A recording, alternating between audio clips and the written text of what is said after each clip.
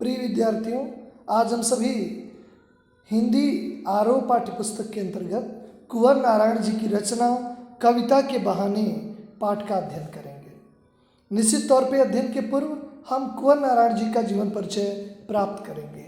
कुंवर नारायण का जन्म 1927 ईस्वी के फैजाबाद जनपद उत्तर प्रदेश में हुआ था। आधुनिक हिंदी कविता के ये सशक्त हस्ताक्षर थे। आधुनिक हिंदी जो आज हमारे रूप में दिखाई दे रही है, उसमें कुंवर नारायण जी की भूमिका महती है, यानी महत्वपूर्ण भूमिका है। इनकी प्रारंभिक शिक्षा घर पे हुई तथा विश्वविद्यालय स्तर की शिक्षा उन्होंने लखनऊ विश्वविद्यालय से पूरी की। इन्होंने अनेक देशों की यात्रा की।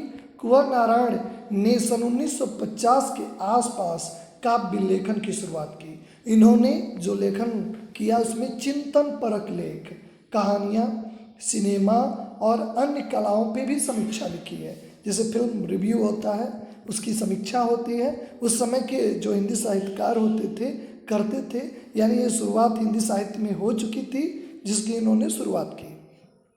इन्हें अनेक पुरस्कारों से भी नवाजा गया है, जैसे कबीर सम्मान, व्यास सम्मान, लोहिया सम्मान, साहित्य अकादमी पुरस्कार और ज्ञानपीठ जैसे पुरस्कार जो महत्वपूर्ण है हिंदी साहित्य के लिए, से इनको नवाजा गया है। केरल का कुमारन आसान पुरस्कार आदि इनको दिया गया है, इन्हें प्राप्त हुआ है।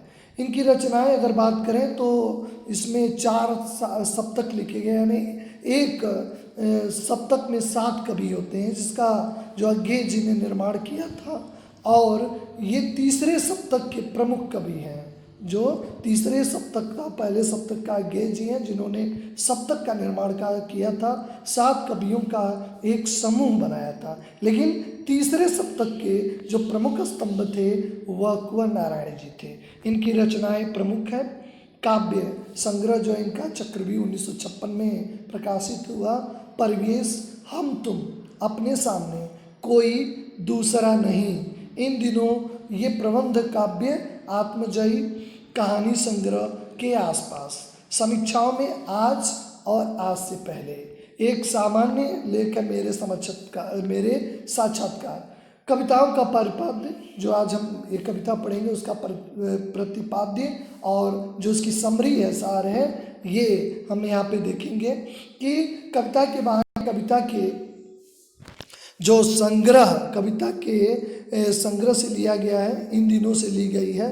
आज के समय में कविता के अस्तित्व के बारे में संशय हो रहा है। देखिए, आज समय बदल रहा है, क्योंकि साहित्य हमेशा समाज को एक आईना दिखाता है, लेकिन आज जो है कहीं न कहीं कविता भी, कहीं न कहीं साहित्य भी, कहीं न कहीं हमारा जो समाज को आईना दिखाने वाला जो भी है संचार के माध्यम, वो भी कहीं न कहीं यंत्रवाद के शिकार हो जा रहे हैं, यानी डिज़ाइन, यानी निर्माण के या किसी एक विशेष पहलू को लेकर ही जो है लिप्त हो जा रहे हैं। इसकी आशंका जताई जा रही है कि आंतरिकता के दबाव में कविता का अस्तित्व नहीं रहेगा।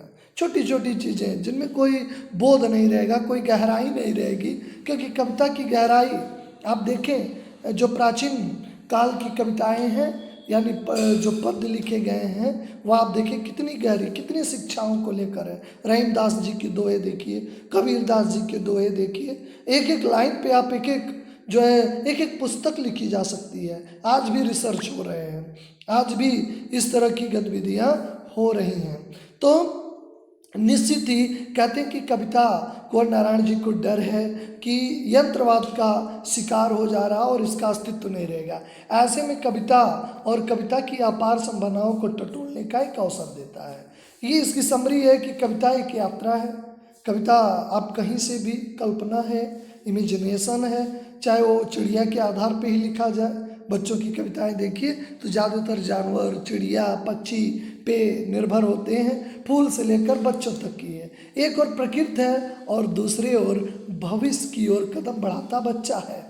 कभी कहता है कि चिड़िया की उड़ान की एक सीमा है, फूल खिलने के साथ उसकी परिणति, यानी फूल की एक सीमा है, लेकिन बच्चे असीम हैं। बच्चों के खेल में किसी प्रकार का कोई स्थान नहीं होता है। कविता में भी शब्दों का खेल है, और शब्दों के खेल में जड़, चेतन, अतीत, वर्तमान और भविष्य सभी उपकरण मात्र हैं। इसलिए जहाँ कहीं रचनात्मक ऊर्जा होगी वहीं सीमाओं के बंधन खुद ब खुद टूट जाते हैं। वह सीमा चाहे घर की हो, चाहे वह समय की सीमा क्यों न हो, ये सब बंधन टूट ही जाते हैं। ये तो कविता का प्रतिपाद्य और सार रहा। इस कविता की एक एक पंक्तियों को हम जो आत्मसात करने का प्रयास करेंगे कि कैसे हमारी कविता जो है वह यंत्रवाद का शिकार हो जा रही है। क्यों यंत्रवाद की कविता शिकार हो जा रही है, इनके मन के उद्गारों को इनकी पंक्तियों के माध्यम से हम सभी समझने का प्रयास करेंगे। आइए इनकी पंक्तियां देखें। प्रथम पंक्तियों में कहते हैं कि कविता एक उड़ान है। जैसे उड़ान होती है चिड़िए की, तो कविता भी एक उड़ान है कल्पनाओं की। यानी बिना कल्पना के आप कविता नहीं लिख सकते हैं। जैसे एक उड़ान है जहाज की, चिड़िया की जैसे उड़ान होती है, उसे उड़ान भरना पड़ता है, वैसे कविता की भी उड़ान है। लेकिन कहते हैं कि दोनों की उड़ान में बहुत अंतर है। कविता की उड़ान और चिड़िया की उड़ान में जमीन और आसमान का अंतर है, क्योंकि चिड़िया की उड़ान की एक सीमा है। चिड़िया 1000 फुट 2000 फुट तक ही जा पाएगी, लेकिन कविता तो चाँद तक पहुंच जाता है। चाँद का वर्णन कर ले, चाँद की बात छोड़िए, अंतरिक्ष के तारों का जो है अपनी कविता में समावेश कर देता है। चंद्रमा की एक कविता छोटे जो क्लासों में आती थी, पहले के पाठ्यक्रम में थी कि चाँद अपनी माँ से कहता है कि मुझे एक झिगोला बना दो, लेकिन उसकी माँ कहती है कि कैसे बनाए, तुम्हारा आकार घटता बढ़ता है। एक कविता में पिरोया गया। यानी कि जो उड़ान है कविता की, वह चिड़िया की उड़ान से जो है ससीम है, उसकी कोई सीमा नहीं, असीम है। और चिड़िया की उड़ान ससीम है, यानी सीमा के अंदर है। लेकिन कविता की उड़ान तो आसमान के परे अंतरिक्ष तक है। तो चिड़िया क्या भला कविता की उड़ान को क्या जाने। आज हमारी कविता यंत्रवाद का शिकार हो रही है कि उससे हम सीमित कर दे रहे हैं, उसमें भाव भंगिमा नहीं है, कविता का सृजन हो जा रहा है। लेकिन कुंवर नारायण जी कहते हैं कि उड़ान है, कविता भी एक उड़ान है, एक कल्पना लोक में उड़ते हैं हम। कविता को लेकर हम सभी एक कल्पना के लोक में उड़ते हैं। लेकिन उसकी तुलना हम अगर चिड़िया की उड़ान से करें तो निश्चित तौर पे बेमानी होगी, क्योंकि चिड़िया की उड़ान सीमित है 1000-2000 फुट, लेकिन कविता की उड़ान की कोई सीमा नहीं है। एक सीमा से ऊपर, एक सीमा से बहुत ऊपर है, अंतरिक्ष तक उड़ान है। कहते बाहर भीतर इस घर, चिड़िया कहाँ तक उड़ सकती है? अंदर घर के अंदर छज्जों पे आ सकती है, छत पे आ सकती है, डाली इस घर से उस घर पे पहुंच सकती है। लेकिन कविता का एक बार अगर पंख लग जाए, कविता का एक बार अगर पंख लग जाए तो उसकी उड़ान जो है अंतरिक्ष की सीमाओं तक, जो इन्फिनिटिव है, अनंत तक उड़ान है। जबकि चिड़िया क्या जाने, चिड़िया की उड़ान तो एक सीमित उड़ान है, एक जो है उनकी उड़ान की एक सीमा है, लेकिन कविता की उड़ान की कोई सीमा नहीं है।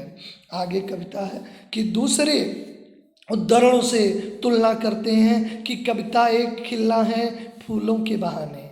कहते हैं अगर फूलों का समावेश कविता में होता है, जैसे फूल खिल जाते हैं, और फूलों का खिलना किसको अच्छा नहीं लगता है। फूल कोमल होते हैं और समझ जाइए कि कविता के निर्माण में उनकी अहम भूमिका होती है। कविता के निर्माण में फूलों का जो बड़ा महत्व है। जैसे कविता भी एक खिलना, एक नई कविता का सृजन हो गया, निर्माण हो गया, तो कविता भी नवीन फूल की तरह होती है। लेकिन फूल भी नए खिलते हैं, लेकिन दोनों की क्या तुलना हो सकती है? कविता का खिलना फूल क्या जाने, लेकिन दोनों का कोई कंपैरिजन नहीं, दोनों का कोई तुलना नहीं। क्योंकि बाहर भीतर इस घर उस घर, इस घर पे फूल होते हैं, सबके घर घर पे होते हैं। उसकी मुस्कान, उसकी सुगंध कुछ समय तक होती है, कुछ समय बाद वह मुरझा जाते हैं, कुछ समय बाद उस फूल का अस्तित्व समाप्त हो जाता है। लेकिन कविता आज नहीं, 100 वर्ष बाद भी उसका अस्तित्व है। पढ़ेंगे उसी दिन उस खिल जाएगा, उसी दिन उसका अस्तित्व प्रकाश में आ जाएगा, उसी दिन उसकी सुगंध हम महसूस कर लेंगे। कविता कबीर दास ने 14वीं शताब्दी में लिखा है। वो 14वीं शताब्दी की कविता आज भी पढ़ें तो आज भी सजी हो जाती है, आज भी जीवंत हो उठती है। तो कविता कैसे समाप्त होगी? जबकि फूल तो कुछ समय है और उसका अस्तित्व मिट जाएगा, लेकिन कविता का अस्तित्व नहीं मिटता है। कविता का अस्तित्व बरकरार। फूल क्या जाने, क्योंकि फूल क्या जाने, फूल की एक सीमा है। अंतिम जो पंक्तियों में कवि कहना चाहता है कि कविता एक खेल है बच्चों के बहाने। कहते बच्चों का खेल, बच्चे खेलते हैं। क्या कविता उस तरह है, बाहर भीतर इस घर उस घर सब घर दरेक कर देने बच्चा ही जाने। कवि कहता है निश्चित तौर पे, जैसे बच्चों की कल्पना का कोई सीमा नहीं है। कभी राजा बन जाएंगे, कभी कलेक्टर बन गए, कभी पायलट बन गए, उनकी कोई सीमा नहीं है। भी छड़े तुष्टा छड़े रुष्टा, रुष्टा तुष्टा छड़े छड़े, यानी उनके छड़ में गुस्सा, छड़ में रोना, छड़ में हंसना, कब क्या उनकी सोच में परिवर्तन हो जाए क्या कोई समझ सकता है। कहते हैं कविता भी वैसे ही है, कब कौन से लोक में पहुंच जाए, कब किस कल्पना में डूब जाए। निश्चित तौर पे जैसे बच्चों की कल्पना है, कहाँ तक उनकी कोई सीमा नहीं है, ठीक उसी प्रकार कविता की भी तुलना बच्चों के ही कल्पना से है। यानी बच्चे ही, जो बच्चों की कल्पना है वही कविता की तुलना कर सकती है, बाकी कोई भी नहीं कर सकती। आइए एक बार पंक्तियों का फिर रिवीजन कर लें ताकि हमें स्पष्ट हो जाए, कहीं कोई जो है इसमें जो है कोई चीज़ें छूट न जाए, कोई चीज़ें हमसे जो है दोहराने बिना न रह जाए। बड़ी ही मार्मिक कविता और बड़ी ही आसान है। कहते हैं उड़ान, यानी इस पर कविता की 3 चीज़ों से उड़ान किया है। अगर आप समझेंगे तो निश्चित तौर पे आप इसको तुलनात्मक ढंग से इसके बारे में बेहतर ढंग से लिख पाएंगे। पहली कविता की तुलना चिड़िया से, दूसरा फूलों से और तीसरा बच्चों की जो है खेल से किया जाता है। यानी पहले जो तुलना में वो कहते हैं कि कविता एक उड़ान है चिड़िया के बहाने, यानी चिड़िया की उड़ान, चिड़िया भी उड़ती है और कविता भी अपनी कल्पना लोक में उड़ान भरती है। क्या दोनों की तुलना हो सकती है, लेकिन कवि कहता है कविता की उड़ान भला चिड़िया क्या जाने, चिड़िया नहीं जान सकती है। क्योंकि चिड़िया बाहर भीतर इस घर से उस घर में जो पंख लगा के उड़ सकती है, लेकिन कविता अगर एक बार पंख लगा ले तो असीम हो जाए, उसकी कोई सीमा नहीं है। लेकिन कभी भी चिड़िया के उड़ान से कविता की उड़ान नहीं तुलना की जा सकती है। कहते कविता कभी खिलती है, एक नवीन कविता जन्म लेती है, यानी कविता खिल जाती है। वैसे ही फूल भी खिल जाते हैं, लेकिन क्या दोनों का तुलना हो सकता है? फूल कुछ समय के लिए कभी खिले, सुगंध थी और कुछ समय बाद मुरझा जाते हैं, लेकिन कविता एक बार खिल गई 100 साल 200 साल बाद अगर उसे पढ़ें तो नवीन ही रहेगी। इसलिए कहते हैं वो मुरझा जाता। बच्चों के खेल से करते हैं कि बच्चों का खेल और कविता दोनों एक हो सकते हैं, क्योंकि बच्चे क्षण ही क्षण क्या परिवर्तन कर दें, अपनी कल्पना में राजा बन जाए, साइंटिस्ट बन जाए, पायलट बन जाए। कविता भी कहाँ तक पहुँच सकती है ये कोई नहीं बता सकता। तो यानी बच्चों से, खेल से इसकी तुलना की जा सकती। हमें आशा है कि आपको ये कविता निश्चित तौर पे रोमांच से भर दी गई होगी, आप समझने का प्रयास किए हैं। बहुत ही आसान कविता है, केवल तुलना है, क्योंकि कविता असीम है और असीमता की तुलना केवल बच्चे ही कर सकते हैं। अगर आपको कहीं कोई इस कविता को समझने में अगर दिक्कत आई हो तो आप निश्चित तौर पे कमेंट करके आप जो दोबारा उस पंक्ति को, उस लाइन को, उस शब्द को पूछ सकते हैं। आप सभी का धन्यवाद।